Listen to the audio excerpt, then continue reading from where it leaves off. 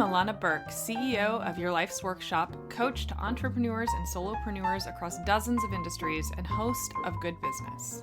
With nearly 20 years' experience helping hundreds of clients create profitable, ethically driven, and sustainable businesses based on their life's work, I'm here to teach you how to do great work, make great money, and make a positive impact without feeling like you need a shower afterwards.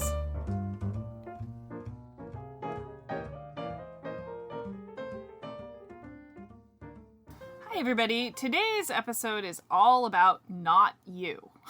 It's about the people who affect and will be affected by your business and why they are critical to your success.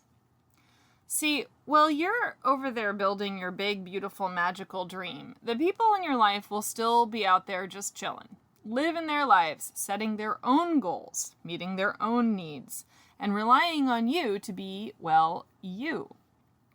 And if you make the massive mistake of just plowing ahead without really truly understanding exactly who the people are who you need the most buy-in from, you'll fail. Or worse, you'll fuck up the relationships that matter most to you, both the ones that you have and the ones that you haven't even thought about yet.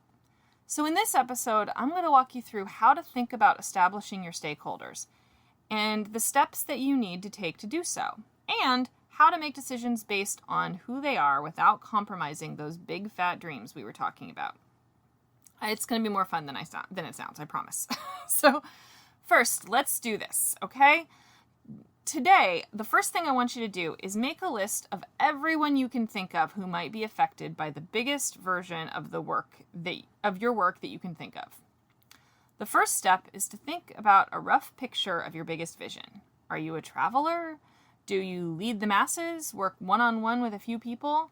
Try to get at least a rough picture of where you see yourself when everything works out perfectly and you end up with the business of your dreams. The second step in figuring all this out is to start with the easy people in your life, the tightest circle, right?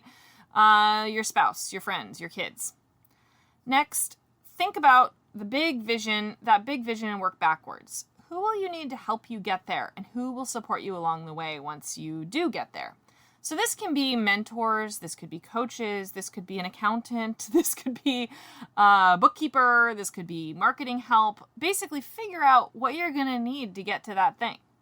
Your stakeholders include both those who are in your life now and those who will be affected by and impacted by your business in the future. Okay. Next, we're going to talk about how to think through your priorities based on who matters in your life.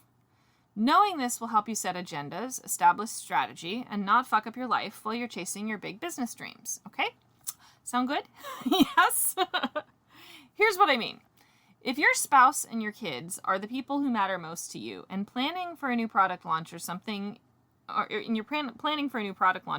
you fail to make sure you still have time to pick up your kids at school and have an occasional date with your spouse, then the people in your life will stop being your supportive advocates and will start feeling like they are killing your dreams. And that will be your fault, not theirs. See, entrepreneurs are kind of notoriously selfish people. We get really single-minded, we get really driven, and basically everyone in our entrepreneurial circles validates this and tells us that we should care only about this because our business needs every ounce of blood, sweat, and tears. And it's fucking false, you guys. You can totally build a business and not have your marriage fall apart and not have your kids hate and resent you. It is possible. I'm living proof, okay? It's possible. Likewise, if you expect your business can grow without putting in any external stakeholders' needs in front and center, when you do have time to focus on them, well, you'll enjoy the misery of defeat. I promise you that, okay? You can't grow without putting the people who matter to your business, without putting their needs up front, then what the fuck is the point, right? You won't succeed. So you need to be ready and able to create balance. And this might mean you have to say no to good ideas because you don't have room.